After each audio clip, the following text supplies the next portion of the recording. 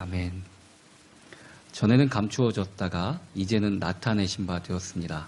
그 내용이 복음이라는 겁니다.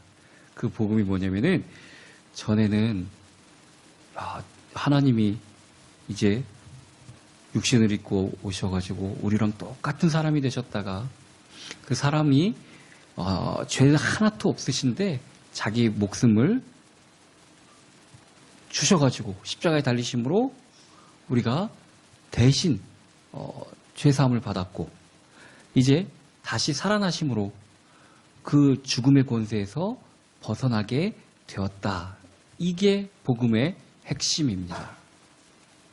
이것이 전에는 이사야 선지자라든지 선지자의 글로는 예시가 되었는데 명확하게 어떤 건지 몰랐습니다. 그래서 이것을 신비라고까지 얘기를 하는데 모든 민족이 믿어 순종하게 하시려고 알게 하신 바 그 신비의 계시를 따라 된 것이니. 자, 그러면은 이제 나타내신 바 된, 우리가 믿는 바 된 그 복음으로 말미암아 살라고 명령하시는 것입니다. 오늘의 나는 오늘 이전의 날들로부터 이루어진 겁니다. 만약에 어제부터 지금까지 내가 밥을 안 먹었으면 지금 나는 배고픈 상태에 나가 되겠죠. 그리고 어렸을 때 많이 못 드시고 그런 분들 보면은 또래보다 유난히 작고 막 그런데 엄마 아빠는 큰데 나는 작다 뭐 그러시는 분들이 있어요. 그게 어렸을 때 자랄 때 영양을 부족하게 섭취를 해서 그런 경우도 있습니다. 자, 학교를 다니지 않고 그냥 이제 다른 것에 바빠서 그렇게 성장한 사람들은 지금 글도 몰라요. 왜 그런 어르신들 많잖아요. 안 배웠으니까 모르는 겁니다. 안 배워서. 그죠? 지금의 나는 과거의 일들로 이루어지는 겁니다. 금식을 할 때, 3일 금식, 일주일 금식, 그런데 너무 배가 고파갖고, 한 3일쯤 하다가 몰래 뭘 좀 먹었어요. 그러면은 금식은 끝난 겁니다. 아무리 일주일 더 있어도 그건 끝난 거예요. 그때부터 끝난 거예요. 또 금연하시는 분들 연초에 금연 계획 잡았다가 내가 한 달까지는 참았는데 폈던 얘기죠. 그럼 금연이 됐다는 얘기인가요? 실패했다는 겁니다. 실패를. 오늘의 나를 만든 것은 지금 이전의 시간들이 나를 그렇게 만드는 것입니다. 그런데 하나님 만나기 전에 오늘 중요한 이 복음을 알기 전에 나는 잘못된 방향으로 가고 있습니다. 아무리 내가 열심히 공부를 해서 서울대를 나오고 무슨 박사학위를 받아도 그래도 하나님 몰랐다면은 잘못 산 거예요. 잘못 산 거예요. 돈을 많이 벌어놨다 하더라도 하나님 모르면은 잘못 산 거예요. 잘못 산 거. 전에도 말씀드렸듯이 정말 이 부흥운동과 우리 영적 각성이 일어나게 되는 계기는 첫 번째가 회개입니다. 회개. 내가 잘못 살고 잘못하고 있었던 내 과거가 잘못되어 있다는 것을 깨닫는 것부터 시작되는 것입니다. 회개는 방향의 전환입니다. 그대로 가면은 낭떠러지에 떨어져 죽어요. 그래서 방향을 바꾸는 겁니다. 방향을 왜 바꿀까요? 그렇죠. 잘못 가고 있는 것을 깨달았기 때문에 바꾸는 겁니다. 그런데 예수님을 믿는다고 하면서 설교를 들으면은 아멘 아멘 좋은 말씀이네. 성경 참 좋아. 그러면서도 지금 내 방향이 잘못되고 있다는 것을 깨닫지 못하면은 나갈 때 목사님 은혜 받았어요. 그런데 방향이 깨달아지지 못하고 바뀌지 않는다면은 그거 잘못된 겁니다. 잘못된 겁니다.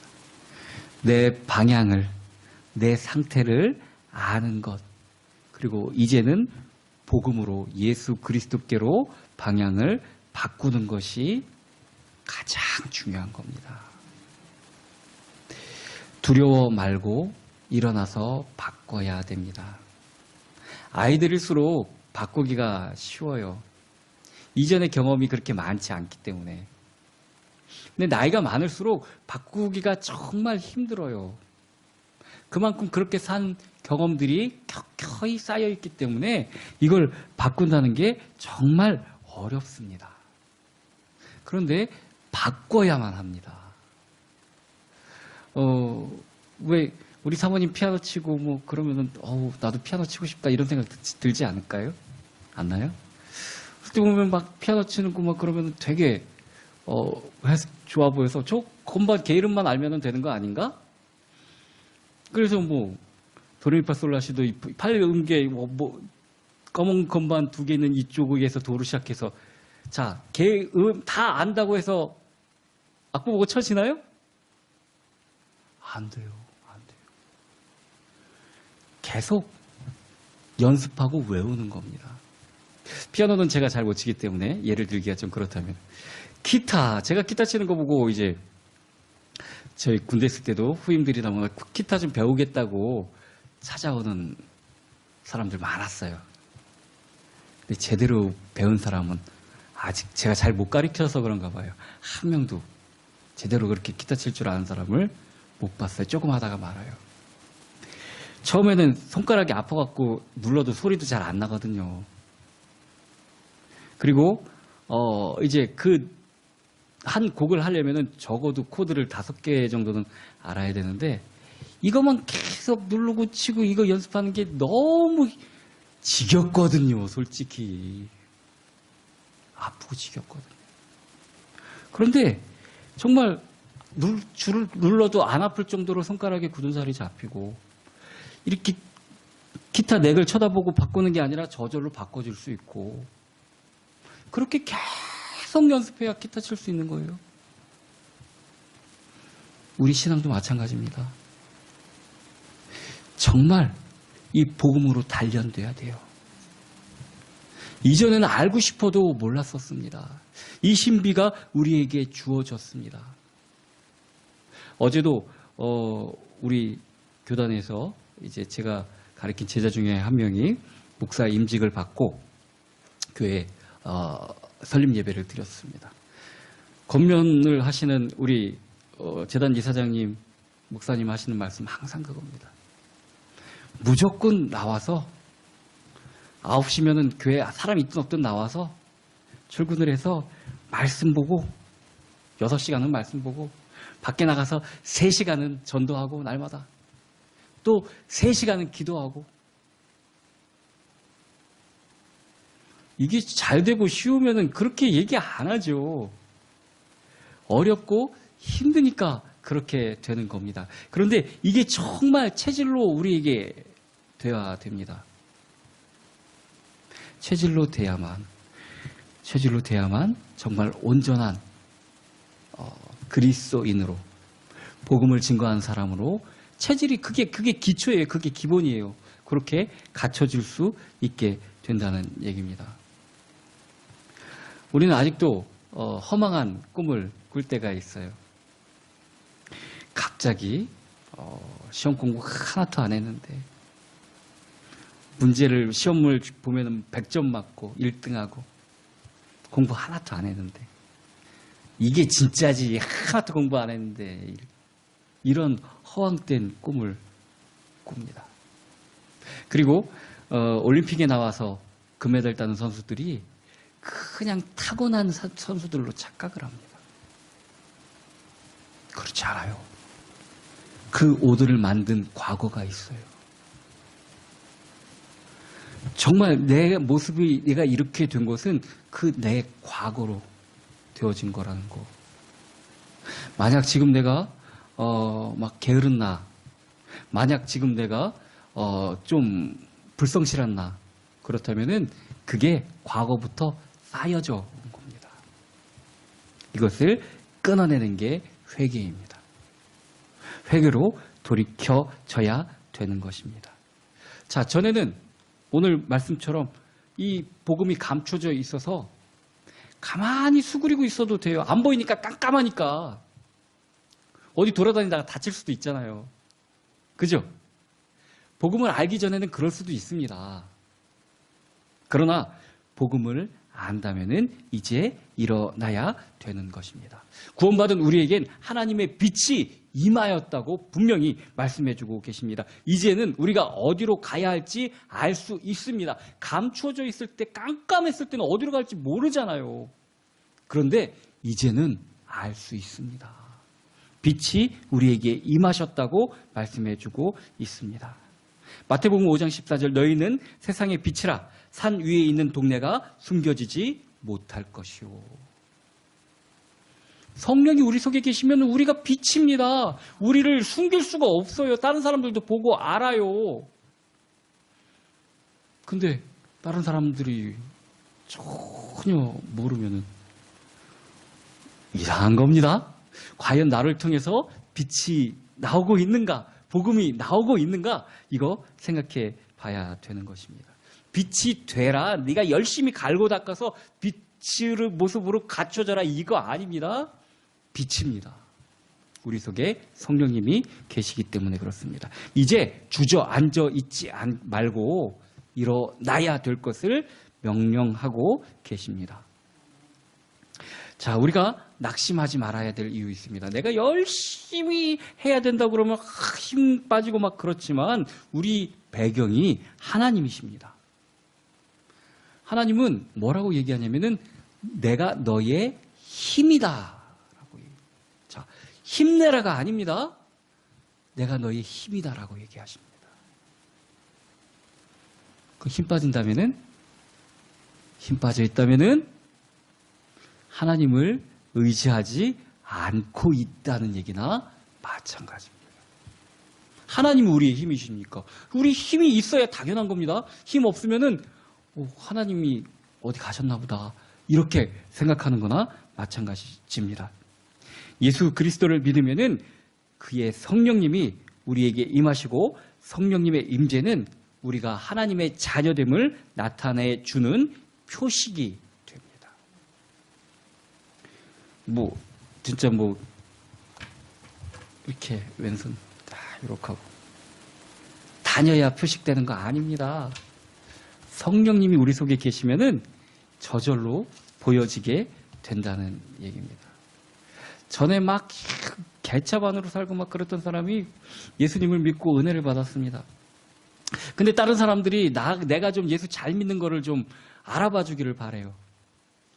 그래서 십자가를 꽂고 다니기도 하고 막 이런다고 나타내지는 거 아니에요. 그가 어떻게 변했는지는 성령을 통해서 나타나집니다. 성령님이 우리에게 힘입니다. 이 성령님이 우리에게 계시면은 우리가 낙심할 필요 없어요. 성령님이 힘이 되시기 때문에 그렇습니다. 제가 우리 사모님한테 좀 혼나는 때가 있어요. 언제 허락을 못 받았는데 그 차에 기름을 어느 정도 달 것 같다 그러면 이제 조금 떨어질 때 좀 채워놓고 그래야 되는데 가득 채워놓고 다니면 그 무게까지 싣고 다니는 거기 때문에 가득 채우질 않아요. 근데 좀 어느 정도 됐을 때 미리 채워놔야 했었는데 나갈 무렵에까지 가다가 이제 불이 들어올 때가 있어요. 그럼 사모님 진작 좀 그거 채워놓고 다니라고 그래도 맨날 그렇게 그런다고. 진짜 차를 타고 다닐 때 그 경고등 기름 없다고 경고등 들어오면 불안하잖아요. 어디까지 가야 되는데. 자, 연료가 퓨엘입니다. 힘입니다. 힘. 우리에게 연료가 있어야 됩니다. 근데 맨날 간당 해갖고 불안해갖고 그럼 어디 다니지도 못하잖아요. 그죠? 성령에 충만해야 될 이유가 그겁니다. 우리가 힘있게 지구 끝까지라도 갈 수 있다. 그만큼 연료가 꽉 차여져 있어야 되는 거죠. 성령 충만이 돼야 된다는 얘기입니다. 하나님은 우리가 일할 때 그 일할 수 있는 힘을 허락해 주십니다. 왜 맨날 뭐 일어나러 가고 놀고 먹고 있는 사람한테 저 먹어봤자 뭐하냐고 맨날 그러잖아요. 그죠? 아닌가요? 아니 밥 먹고 나가갖고 헛짓거리만 하고 일도 안 하고 그러고 돌아다니면 그거 먹일 필요가 있나 싶잖아요. 그런 사람들이 또 희한하게 들어와갖고는 반찬 투정돼요. 그거 참 얄밉죠. 자, 우리가 주의 일을 할 때 그의 나라와 그의 일을 할 때 거기에 맞는 힘을 하나님께서 허락해 주십니다. 우리가 정말 힘을 얻을 필요, 주님의 축복을 받을 필요가 있나요? 정말 주의 일을 그렇게 힘쓰면서 사나요? 주님께서 우리에게 폭포수같이 은혜와 은총을 쏟아줄 만한 우리가 그런 생활을 하고 있나요? 밥 먹여 나갔더니 나와서 쓸데없는 짓만 하고 있던 이 소리 듣진 않나요? 하나님이 그렇게 생각하시면 어떡합니까? 그죠? 하나님이 그렇게 생각하시면 어떡합니까? 우리가 주의 일을 힘쓸 때 하나님께서 그 일을 할 수 있도록 힘 주시고 능력 주십니다.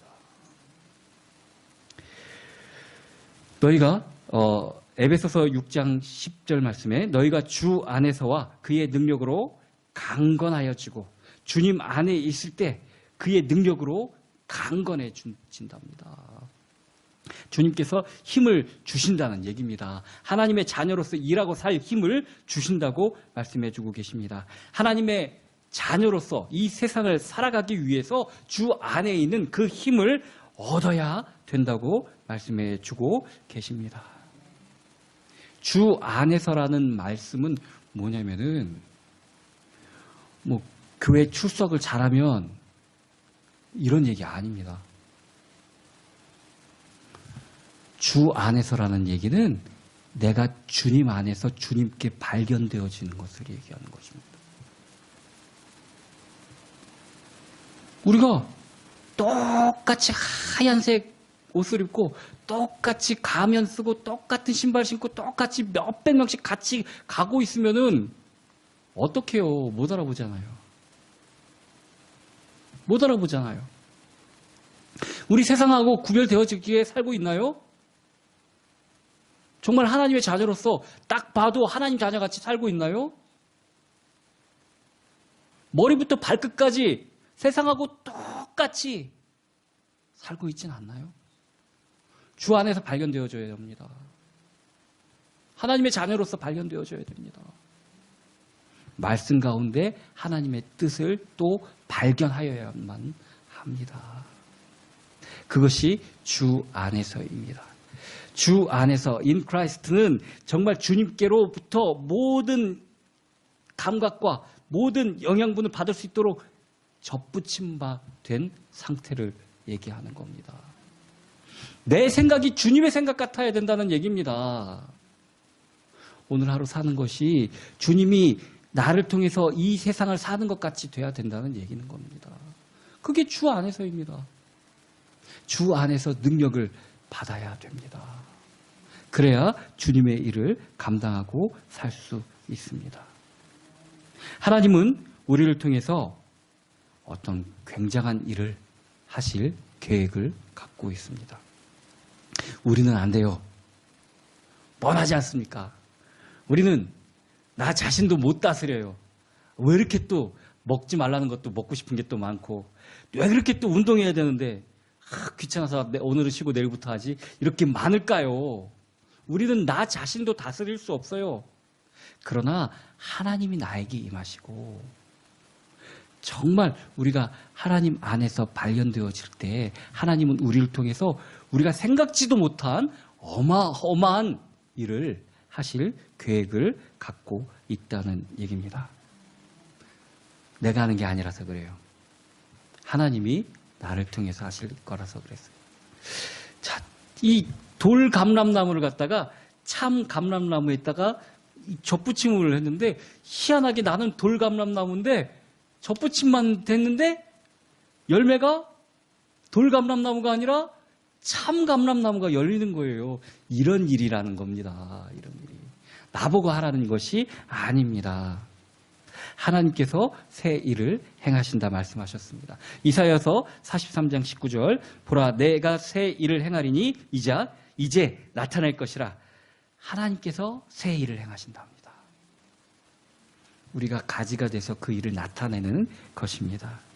새 일이 내 삶을 통해서 나타나는 방법은 아까도 얘기했듯이 오늘의 나는 과거의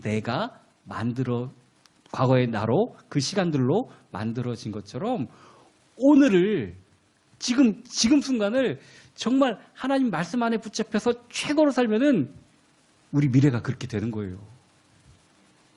이 오늘이 얼마나 중요한 날인지 몰라요. 오늘 그냥 하고 지내잖아요. 내일 안 바뀌어요. 똑같아요. 내일 변하지 않아요. 그래서 오늘이 정말 중요한 겁니다. 우리 미래가 정말 바뀌고 싶다면은 오늘을 정말 주님 안에서 최고의 오늘로 만들어야 됩니다.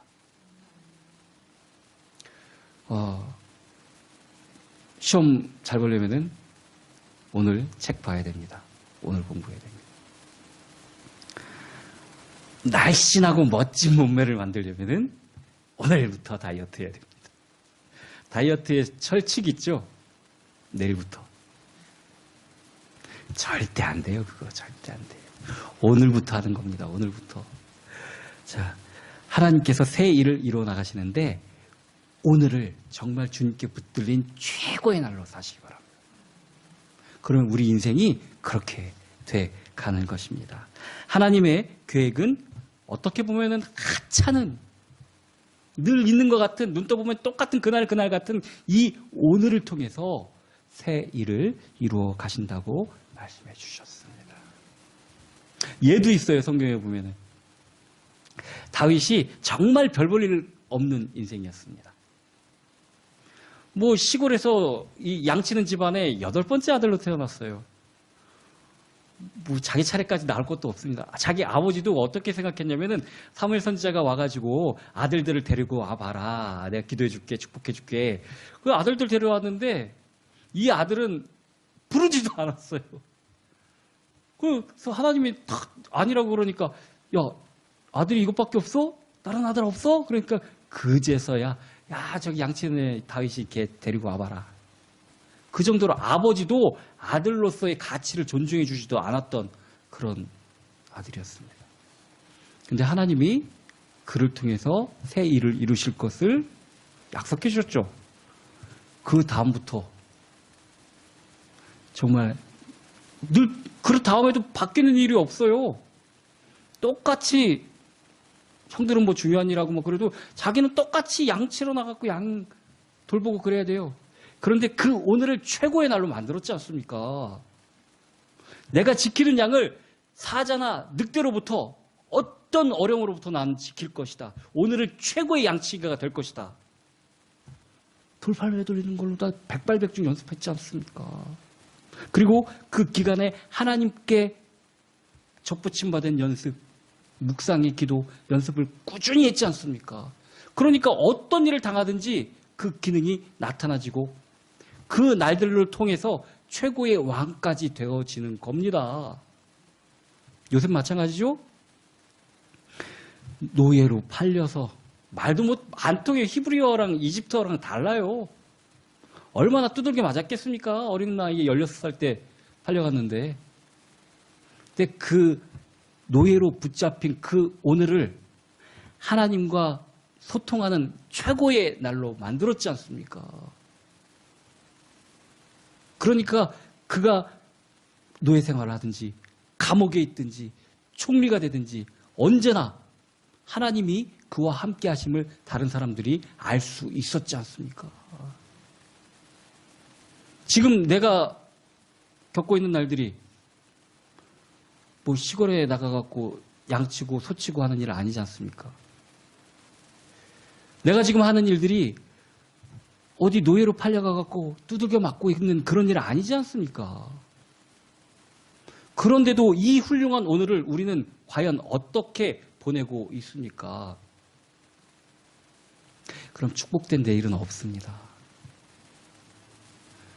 오늘을 정말 하나님께 붙들린 최고의 오늘로 보내야 되는 것입니다. 이 성령의 충만을 우리가 받아야 되는데 성령이 임하게 될 때까지 주님이 뭐 하라고 하셨죠? 기다리라고 하셨습니다. 즉 성령의 충만은 우리의 기도로부터 시작된다는 얘기입니다. 우리 사람들이 이제 우리 교회는 좀 그렇지를 않은데 막 신윤사 나타나고 막 난리 나는 교회들도 있죠. 그럼 부럽잖아요. 부러워도 돼요. 부러워해도 되는 겁니다, 그거. 자, 그러기 위해서 성령의 충만함을 받기 위해서는 기도가 먼저라는 거예요. 기도가 먼저라는 거예요. 성령의 임재를 간절히 바라는 기도가 먼저. 근데 성령님이 오셔서 성령님의 인도하신 대로라면은 그 이후에 나타나지는 일들은 주를 위한 일들이 돼야 되는 겁니다. 자기를 나타내는 일이 돼서는 이거 안 돼요. 사단이 얼마나 튼튼하게 좋아하는지 몰라요. 진짜가 아닐 수가 있습니다. 우리가 정말 성령의 충만함을 받아야 되는데 거기에 첫 단계는 기다리라는 것. 기다리라는 것은 넋놓고 입 벌리고 있으라는 얘기 아닙니다. 주님의 기다리심이라는 그 얘기를 듣고 120문도가 마가의 다락방에서 기도할 때, 즉 기다림은 기도입니다. 성령이 충만해야 우리가 일할 수 있는데 그러기 위해서는 기도가 먼저야라는 얘기입니다. 기도가 되어질 때 성령이 임하심에 따라 우리가 하나님이 원하는 일을 할 수 있게 된다는 얘기입니다. 자, 이 성령의 충만함과 정말 기도의 훈련이 되어지지 못한다면은 내가 하려면은 힘들잖아요. 그러니까 흔들릴 수밖에 없어요. 하나님이 힘이 내 주셔야지 목사님 개인 기량 또 뭐 성도들 개인의 어떤 성향으로다가 주의 일을 한다? 안 돼요. 이건 흔들릴 수밖에 없습니다. 많은 1세대 목사님들이 이제 다 2세대, 3세대로 바뀌어지고 있는데 점점 더 하나님을 나타내야 되는데 우리 1세대 목사님들은 개인의 역량이 굉장히 중요시 여겨지는 그런 시대였었어요. 그러다 보니까 그 목사님들을 은퇴하고 나서는 교회가 굉장히 축소되는 또 어려움에 빠지기도 하고 그런 일들이 있습니다. 주가 하셔야 돼서 목사님은 잠깐 어디 가셔도 교회가 아무 이상이 없는 그래야 되는 겁니다. 주가 일하셔야 되는 것이기 때문에 그렇습니다. 지난주 말씀이 삶의 응답과 치유라는 말씀으로 그것이 되어지기 위해서는 우리가 정말 기도의 훈련이 되어져야 된다고 말씀드렸습니다. 우리가 하나님의 축복을 받고 또 이 땅에서 누려야 되는데 그 신비한 비밀을 누릴 방법은 성령 충만이고 그 성령 충만을 구하는 비결이 기도의 훈련입니다. 하나님과의 관계를 통해서 하나님과 비밀이 있어야 돼요. 왕조 시대에는 놀랍게도 신하들보다 권세를 더 많이 가졌던 그런 직군이 있는데 바로 임금 옆에서 심부름하던 내시들이 힘이 셌어요. 뭐 엄청 부족한 사람들 아닙니까? 그 사람들. 뭔가 없는 사람들 아닙니까? 그런데도 임금님 옆에서 바로 있기 때문에 그 입김이 장난 아니었어요. 지금도 마찬가지입니다. 대통령실의 뭐 국무총리 뭐 그런 사람들보다 비서관들이 입김이 더 세요. 가까이 지근해서 있으면서 비밀을 알고 있기 때문에 그렇습니다. 우리가 하나님과의 관계에서 비밀이 있어야 돼요. 다른 사람들한테 탁 하는 그게 아니라 하나님이 나에게 주신 비밀이 있어야 되는 겁니다. 이 비밀을 갖고 있으면은 그 비밀 때문에 초대교회 또 사도들 그 비밀 때문에 십자가를 거꾸로 지고도 갈 수 있는 겁니다. 그냥 그 대통령 훈화하는 것처럼 누구나 다 할 수 있게 한마디 하는 그거보다 나에게 주시는 하나님의 비밀의 언약이 있어야 됩니다. 그걸 알려면 깨달으려면 어떻게 될까요? 기도해야죠.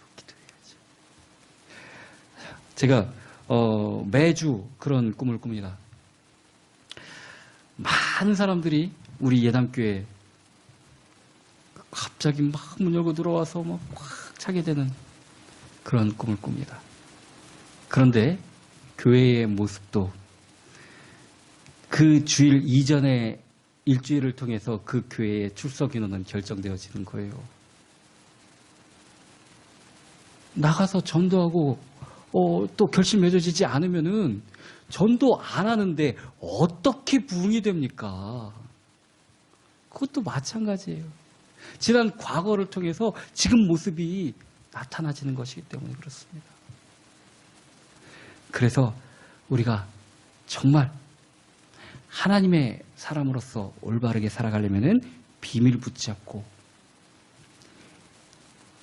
하나님이 나에게 주시는 언약 붙잡고 하나님의 뜻대로 살기 위한 훈련을 날마다 살아가야 되는 것입니다.